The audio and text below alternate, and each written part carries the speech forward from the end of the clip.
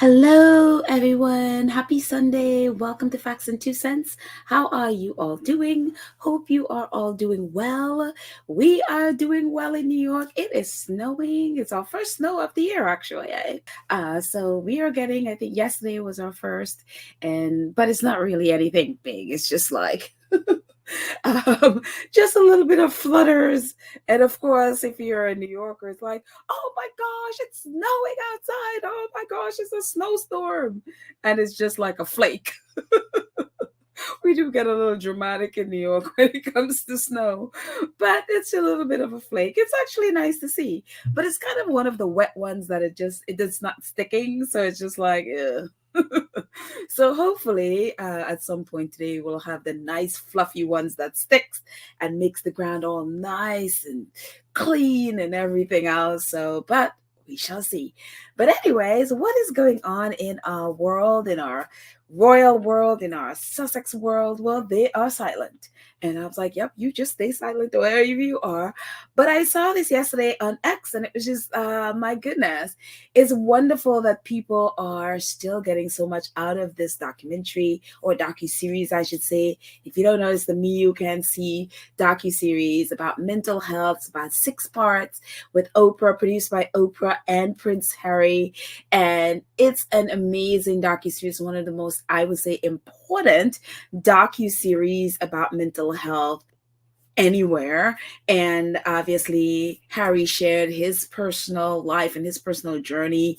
Of course, the British press and everybody else was like, oh my gosh, I can't believe he's bashing his family the whole bit. Oprah got to share hers as well and her journey for herself, and also with helping the young ladies in her life and in her school and all of that stuff. And also, as you can see, Glenn Close is there as well. She got to share about her family and so many others around the world. It was really a world project. And one of the things that Harry and Oprah actually said during one of the interviews is that Harry is the one that really pushed for it to be worldwide, that from people from around the world sharing their mental health journey. And it's just an amazing time. And the photo at the top is when they were doing sort of like a recap at the end. They added a little extra episode with Oprah and Harry and also Glenn Close there sitting there just sort of recapping.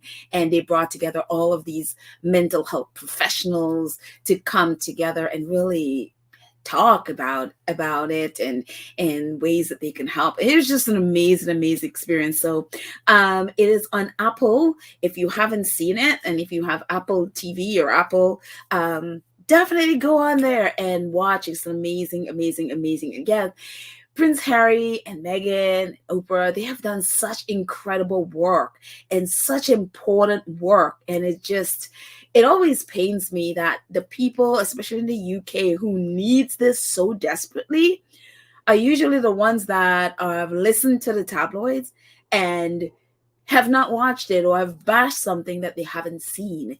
And I'm like, if you would just sit down and watch this, you will see how much benefit you will get out of this. And I could imagine some in the royal family who desperately needs this, but because of their pride and because Harry's a producer, they would not watch it. But hopefully they do at some point. But I'm telling you, and so why I brought this up is that, again, I ran into this on X, and this, I guess it's an organization. It's called Hotmine, or it's maybe an online account, but they focus on mental health issues and mental health resources. And so they posted this list of the most watched documentaries about mental health. And as you can see, The Me You Can See is number 1. It says, The Me You Can See by Oprah Winfrey and Prince Harry explores mental health issues with personal stories from celebrities and ordinary people. And Hotmine, as you can see at the bottom, it's like, oh, mine is lazy. Let's hack them with psychology tips, development, books, and money. Okay. But they seem to be an organization that just obviously focused on the mind. But it's really great that they put together a list of different documentaries that that really is helpful. I haven't seen the others, so I can't like speak from knowledge about them, but they basically just put out a list of the most watched, I guess in no order of importance. I mean, I'm sure they're valuable in some way, the others as well. But it's cool that they, you know, I mean, the Me You Can See came out in 2020, so I was just like, oh wow, there's a list of of mental health documentary. And again, here is Prince Harry's work listed there at number one. So it's you know, I always laugh at the crazy people who claim like Harry and Meghan are failing and they're all this nonsense, and I'm like, not according to the numbers. The numbers are right there. Their work has been valuable. Their work has made a difference in so many lives, and if the press would only stop lying, that would be really helpful. It would be really helpful if they would tell the truth. But again, if you have not seen the Me You Can See, definitely go ahead and see it. It is amazing. And again, Lady Gaga is in it. Glenn Close is in it. You know, obviously Harry, Oprah, and other regular folks. There's a basketball player in it as well. And there are refugees from Syria there, from the Humanity crew. I mean, there's a lot of different people in there just really telling stories about all phases of mental health. And it just, ooh, it packs a punch. And so also, I mean, if, you know, definitely when you're watching it, just we all know ourselves, take a break sometimes. I mean, some of it is really heavy. So, you know, you might want to take a break in a little bit. Or watch them in little pieces. And so, yeah, but it is really an amazing docu-series. So anyways, great work, Prince Harry and Oprah and all the others. And then we jump to Shutter Island and their mess and their cesspool. And I'm just like, oh my goodness. I mean, we all know the Jeffrey Epstein list came out, the people who were his associates and victims of the crimes that they committed with young girls that they have trafficked and raped and all of this stuff. And obviously Prince Andrew is all up in the mix of that, as we know. And there are, you know, we have Bill Clinton and all of the others who have been on that island or flying with him and all. It's just the whole mess drugged up again. And so one of the things that we've seen, and we've talked about this numerous times, is just the royal family's attempt to rehabilitate Prince Andrew. I mean, they've been doing this since the Queen was alive, and we've talked about it at length. And a lot of these things where you see them sort of like push Prince Andrew out there a little bit to see what the country and the people think about it, their subjects, I should say, think about it. And then, you know, there'd be an uproar, then they pull him back, then they push him out again, and then they pull him back. I mean, what they've been doing is exactly what Donald Trump does. You know, if you've watched how Donald Trump works, is they basically do that to wear the public down. They will push out some really outlandish thing and pull it back and push it out and pull it back and by the time you've done that the 10th time, the public, you've worn the public down, and then by the 10th time the outrage lessened and lessened and lessened. And that's what they've been doing with Andrew. And so by the time you see this Christmas where he is out there, you know, but say even last Christmas, he wasn't walking with them to the church on Christmas Day in full view of the press and all of that stuff. He was at the church, but he, I guess, got there away from the cameras and all of that stuff. This year it's like full. Oh, Sarah's there and Andrew's there. And they're all walking to the church together. Here he is with his daughter, and her husband, and Princess Beatrice and her husband, and it just and Fergie, and it's just like, you know, this is the year, I guess, where they felt like, you know what, let's just put him out there. And lo and behold, what happens? This whole mess with Jeffrey Epstein is back up again, and the press are all about, oh, he's done all this stuff abusing children. And their thing is, oh, they're gonna take away the royal lodge from him, and he's gonna have to go to Frogmore, and he's gonna live in Frogmore for free. Frogmore Cottage, just him. Never mind. Anyways, I don't want to include our fave in this drama. Anyways, and so There's this whole, and again, the royal family has been doing this all with the approval of the press and the approval of royalists.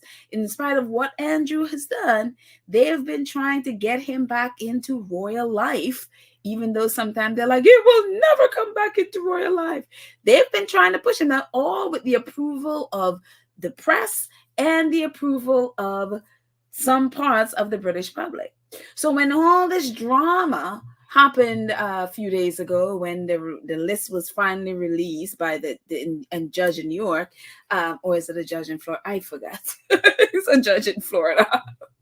Released this whole list of Jeffrey Epstein. This is Dr. Charlotte Prodman wrote this. She says, "Our monarchy is an affront to the victims of sex abuse who suffered so much, yet watched as a man accused of violating girls is paraded around, living a lavish lifestyle and rubbing shoulders with the rich and powerful.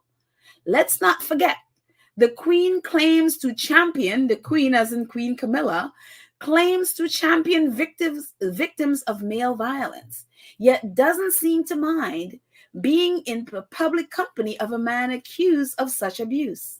11 days ago, Christmas, Prince Andrew walked to church on Christmas Day with the head of state and the royal family, symbolizing his gradual rehabilitation within the monarchy, and he made a public appearance at the king's coronation in his garter robes in May. If the accused were anyone else, do we believe they would be living in a royal lodge, attending the public events with the royal family? One rule for them and another rule for everyone else. And I mean, Andrew's had, his security. He is staying at the lodge. He is, and the thing about it, look, this whole thing with every time something comes up, oh, he's going to be kicked out of the lodge, is nonsense. The guy has a lease for 99 years. Until the lease is up, it's his place. They can't kick him out. It's his. He signed the lease unless they gave him a huge payout. They can't make him do anything. He has a lease to the place, And the thing about this whole thing is the charges that are just public now have been in place this whole time. So if they were fine with these charges, you can't tell me that the royal family didn't know all of this stuff. It's just that now a lot of it, that wasn't revealed when during the Virginia case. Now more of it has been revealed now, but it's been there the whole time. And the royal family, they were fine with it. And they were fine rehabilitating his image and rehabilitating him and getting him back out there in front of the public and all that stuff. They are perfectly fine with this. So any kind of fake outrage that's out there is ridiculous. Especially with, coming from the press or the royal family. It's ridiculous and nonsense. Oh, he's going to be kicked out of life. No, he's not. No, he's not. And so the Republic group, who is ever under, a thorn at the royal family side, they said it's simple. The Met, or the Met Police, must investigate the allegations against Andrew. And during the Virginia case, when that was going, and the Met Police had an opportunity to reopen this thing and fully investigate Andrew, what did they do? They threw it out. Then they decided, no, we're not doing anything. We're not going to investigate. This is what the Republic group came back. The Met Police have again decided not to investigate the allegations against Prince Andrew. It's exactly what they would do. It's exactly what they would do. We talked about, the Met Police and King Charles, with all King Charles money, shady drama stuff. The cash for access, cash for honest thing that the Met Police had right in their laps. The moment we saw when King Charles got to the throne and he, was made king after the Queen died, and one of the first things he did when he is back in London is go visit the Met Police. And the Met Police put out a video of King Charles's visit, really celebrating King Charles. They were literally bowing down and fawning all over him. They will not do a thing to Andrew. So lo and behold, they've decided to not press charge. So this is what Reuters had to say about it.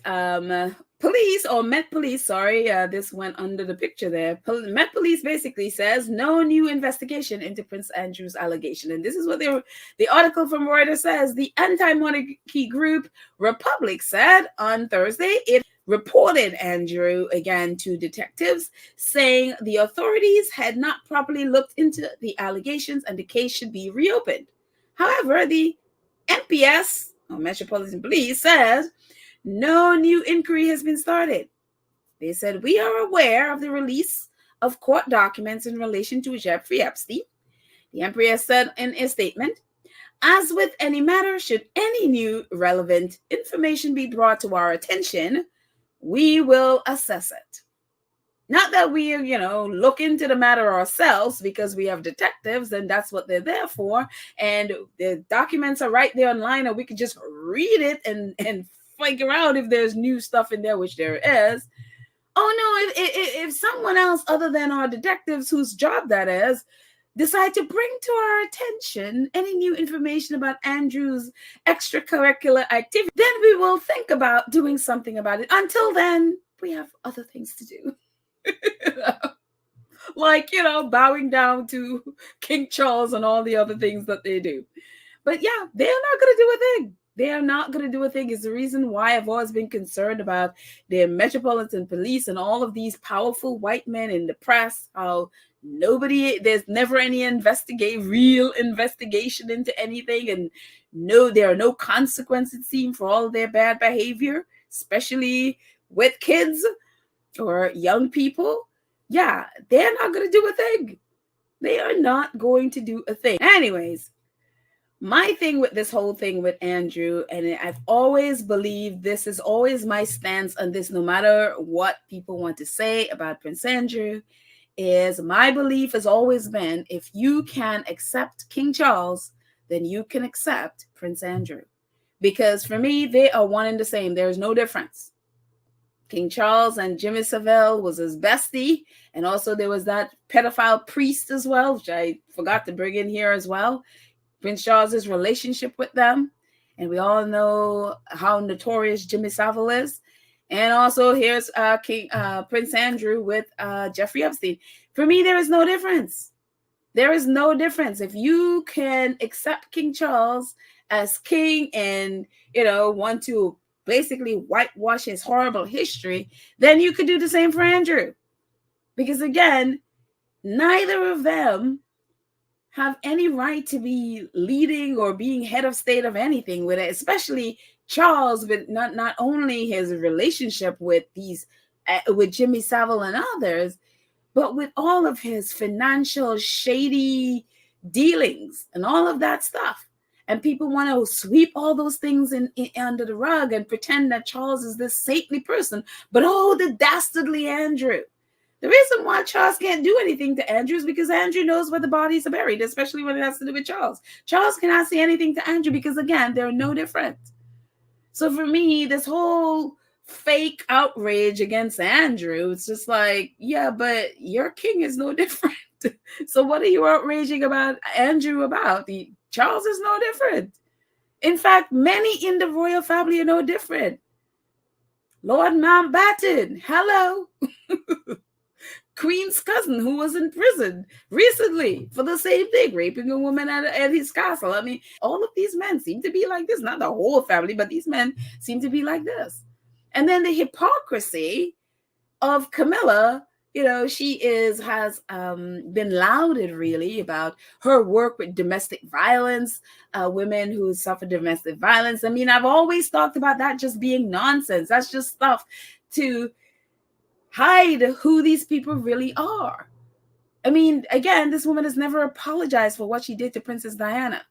She's yet to comment on what happened to Ngozi Fulani at her event for domestic violence. She's yet to comment. And then you have Princess Eugenie doing the modern day trafficking initiative. I mean, these people, I'm like, hello. I'm not saying Eugenia is involved, but again, her father, she has not said or come out and speak publicly against the father in anything or express any kind of solidarity with the victims other than being a part of this trafficking initiative that she's doing while her dad has this history. It makes no sense whatsoever. But here we are. But in terms of, say, Charles and Andrew, this whole thing about, oh, Charles is going to kick him out, and Charles, it's like, Charles is the same. You can't say anything to Andrew. They're one and the same. At least that's how I see it. So if you can accept Charles, then you have nothing to say about Andrew. And then, speaking about the Metropolitan Police, there was a report that came out early last year, I think it was, that really laid out how institutionally racist the police department is in the UK. And I think it's the Metropolitan Police, the chief, completely rejected that the police department was institutionally racist. And so when I saw this article, I was like, oh, really? It really is? Are you sure? Because it's like, it's so evidently there. And so when this, again, the chief, I think was the chief of the Metropolitan Police Department, completely rejected it, you're like, okay, nothing is going to change. And as we've seen, nothing has changed. So this article came out on a couple of days ago. It says the head of Britain's police chief says force institutionally racist. And this is one of those things, again, it's kind of like, okay, sky is blue, it's, the sky is up, water is wet, fish swim in the ocean. I mean, with everything they have done, it's pretty hard to claim that it's not. But maybe this is somebody that could get the ball rolling to change things. It says the leader of Britain's police chief organization has become the most senior serving leader to say that policing is institutionally racist, as he called for a fundamental redesign of national policies and practices to eliminate discrimination. Gavin Stevens, the chair of the National Police Chiefs Council, the NPCC, says Black people should no longer experience disproportionate use of force, and that too little progress has been made in reforming policing, with some leaders slow to accept the size of the challenge. Stevens, elected by his fellow chief constables to lead their representative body, emphasized it was his personal view that discrimination in policing operated at an institutional level. So this is encouraging to see at least some part of the police force in the UK finally admitting the racist behavior and the racism that exists within the police department. This is the same thing in the US. So it's not just something that is in the UK. This is very much the US as well. So, but for the sake of this article and discussion, this is about the UK. But again, with every, I mean, there was this whole long report again that came out earlier last year. And to watch the Metropolitan Police Department chief, or whatever he is, the head of that, completely completely rejected it, claiming that they are not institutionally racist, is just like, dude. So when you see nothing has changed, then you understand why nothing has changed. Because if the top of the ladder can't accept that where they are, then he's not going to change anything. And so, throughout the year, we've seen all of these WhatsApp groups with all of these police officers saying all this racist stuff. We've seen them attack the Sussexes. I mean, it's just been crazy. And yet they refuse to acknowledge and accept that the racist culture within the police department exists. So it's actually good to see, like, it's like, okay, maybe they're going to start changing things. Maybe they're going to start acknowledging, because again, you're not going to change something that you're not even willing to acknowledge. So it's, at least this is acknowledging. So maybe, just maybe, things will start to change. We shall see. And this is Mike Pence, the former vice president, and vice president to the orange one, who occupied the White House for 4 miserable years in the U.S. Here he is with the IDF soldiers out in Israel, hanging out with them. And in the first picture, what is he doing? Writing on bombs. And we've talked about this before with people coming and writing either their names on bombs. I know some in the Israeli military had written on the names of social media people with big accounts who has been speaking out against Israel, wrote their names on bombs. And we know where these bombs are heading. Killing innocent people, killing children. And here is the former vice president writing on a bomb that he knows that will be dropped on the Gaza, people of Gaza, or and it's really sickening. I don't know exactly what date this is, but they just posted this on January 6th. And it's just like, are you serious? But again, the arrogance of this country. People have been protesting around the world against this, and they don't care. They don't care. This white supremacist mentality. Mike Pence is supposedly Christian.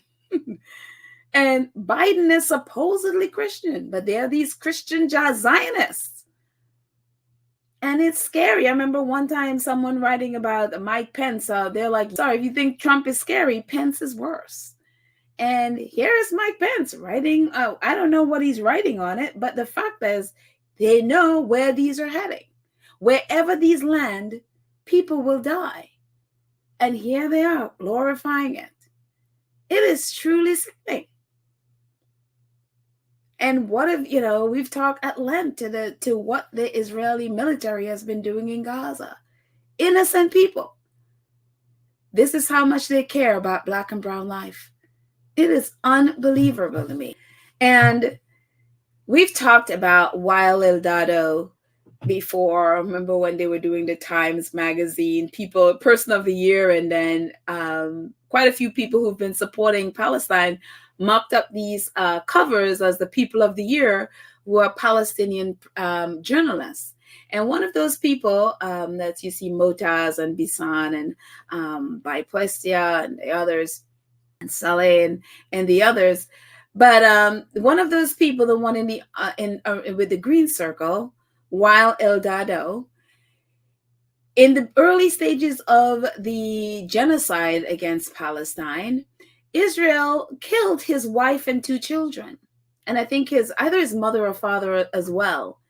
And he has been reporting. He has literally probably not taken a day off. He stayed reporting. They buried them, and he continued. And then a little over a month ago, Israel targeted him, and he was shot, and also his cameraman, while they were reporting.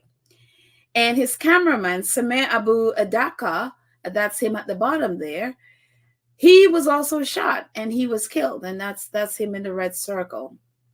And he was the cameraman for Wael. And that was like, I want to say a little over a month ago, they targeted Wael.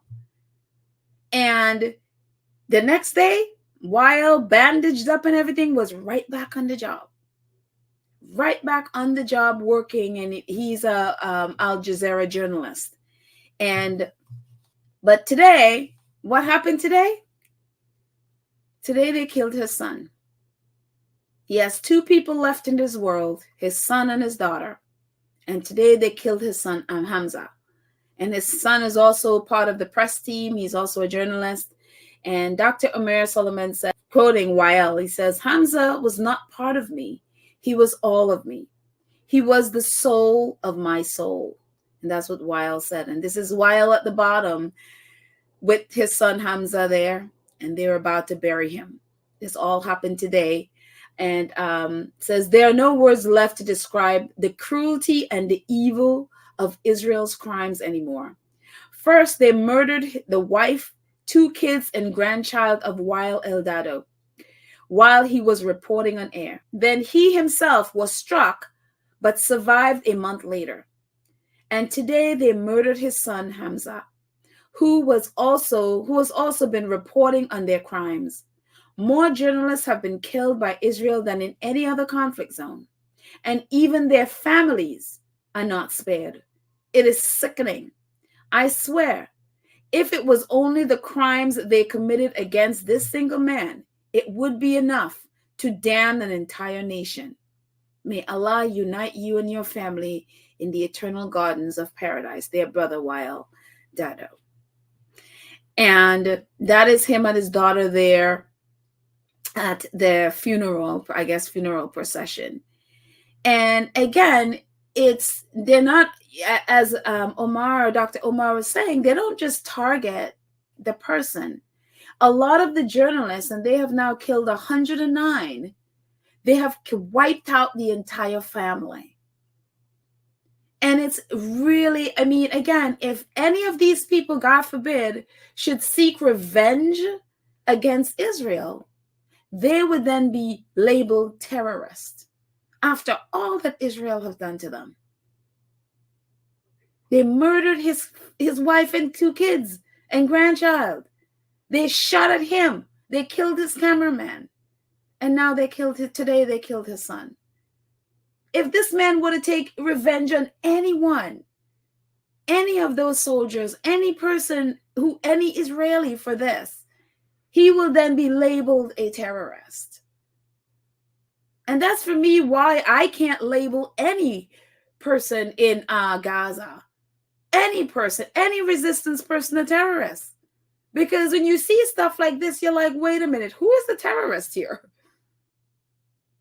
And again, that label is usually slapped on Black and brown people. Why? Because they are resisting. Why? Because they take revenge for the crime that's been committed against them. They are labeled terrorists. And it is so sickening. And with Hamza, again, it wasn't just he was in a bad place, the wrong place at the wrong time. They were targeted. They were in a car in Rafah, in a place that was supposed to be a safe zone. They were supposedly in a safe zone. But Rami Jarrah says journalist Mustafa Thiraya is a stringer for AFP, the news outlet, was also killed today, accompanied by Hamza Dado, when their vehicle was targeted by an Israeli airstrike, bringing the number of journalists killed in Gaza to 109. They were in a car, targeted, so that they cannot speak the truth about what Israel is doing, Israel's crimes in Gaza. And not just in Gaza, it seemed throughout Palestine. Hamas is not in the West Bank. Hamas is in Gaza, not in all these other areas that Israel is completely wiping out. And none of this you will find in Western media. None of this we will find on your CNNs or your NBC or the CBS or whatever news outlet you're using. They have completely been silent on the murders of their fellow journalists. This is so deplorable and so despicable. It is unbelievable. And then you go back to watching, Mike Pence writing whatever it is he's writing on a bomb, knowing those things are destined to either some civilian somewhere, some child somewhere of whom they've now killed over 11,000, or some journalist somewhere, simply out there wanting to report the truth so that the world know what happened to them and what is being done to them. They are being systematically targeted and killed. It's not an accident.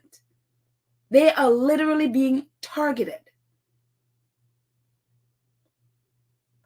Another thing that's happening in Gaza is starvation. Israel is basically doing everything in their power. They're doing the most to make sure that if they don't kill them with bombs or snipers, they're shooting at people. Today we saw a video of this little kid just literally laying on the ground as snipers shooting around. It's like, are you serious? The other part, what they're doing is starving the people of Gaza. As aid is lit, they're only allowing trickles of aid to come into Gaza to feed people. So people are starving. And so thank you, World Central Kitchen, for being there to help in every way they can. To at least some people are getting some food. It says Zachariah and a group of chefs in central Gaza lacked essential cooking supplies to prepare desperately needed food. They reached out to World Central Kitchen with their plan, and shortly after, our team got them the equipment they needed. Now they're cooking for Palestinians in need. And you got the crowd of people just with their bowls or whatever in their refugee camps, trying to get food somehow. And one of the things you see this quite a bit is little kids doing this. It says Louis' family was displaced from their home in Bethlehem in northern Gaza. So World Central Kitchen supports them with hot meals and food kits. Louis spends his day selling tea, but his mother makes sure to save food for him when he returns so he doesn't go to bed hungry. So you see this a lot with little kids out and basically on the streets selling tea to get some money to, basically have something to be able to purchase something, whatever is available to feed their families. You see this quite a bit. And these kids, you see little kids, these are kids that should be in school. These, obviously the education system is gone. The medical supplies, they've bombed just about everything. Can't call any of that medical. There's no medical anything. And so, yeah, and then on top of that, you have diseases because there's no proper sanitation, nothing. And then there's floodings and all. It's so many things. So many things. I've said from the beginning, this whole thing has nothing to do with Hamas. It had nothing to do. Every day it goes on, you realize so many of the things that they have, said Hamas did this and this and this are proven lies. And I said from the beginning, this has nothing to do with Hamas. This is about ethnic cleansing so they can steal Palestinian land. They want Palestinians off the land so that they can steal their land.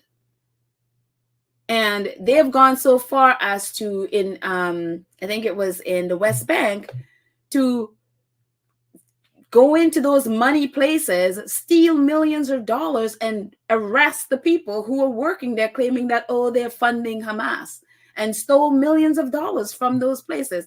It is just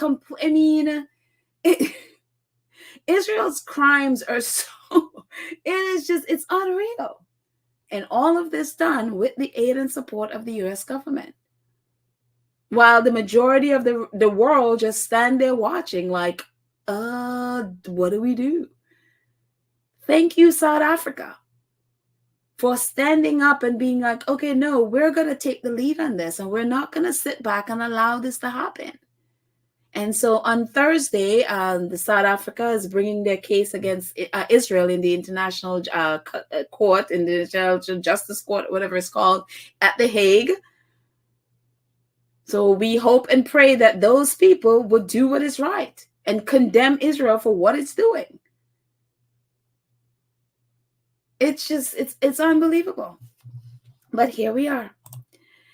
Anyways, moving on from all of that, it is a lot. It is a lot. It takes your breath away. But moving on to something completely different, talk about a big left turn.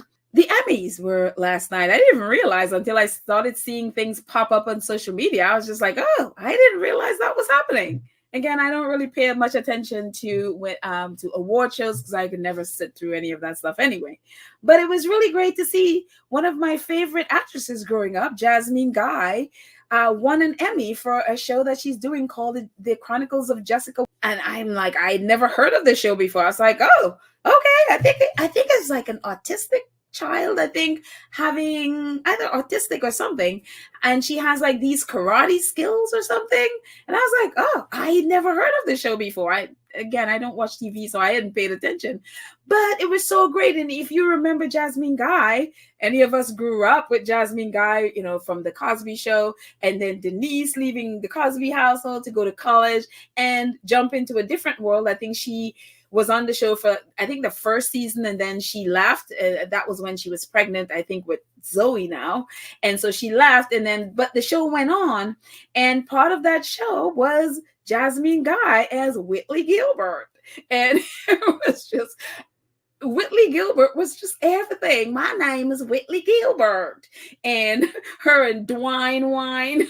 I'm like dating myself, but if you grew up in this time, I mean, it's so funny. I went and was searching Whitley. The minute I wrote, I typed Whitley Gilbert came up. I was like, yep, everybody knows Whitley Gilbert. And so growing up with Jasmine, I mean, I just loved her.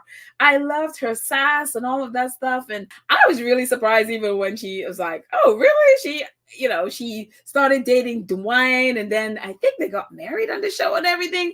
By then I had stopped watching, but I was just like, all of a sudden, and then their romance grew on me. And I was like, oh, I love Whitley and Dwayne. It was just like, but I mean, a different world. I don't remember how long it ran, but it was the thing I loved. I mean, Whitley Gilbert. So for me, it was really wonderful to see Jasmine Guy, in another space. And now I'm like, oh, just to see her, I have to go. And again, I only saw this last night, and I didn't get a chance to really go looking into the show. But I would be really great to see her in a different setting from, remembering again.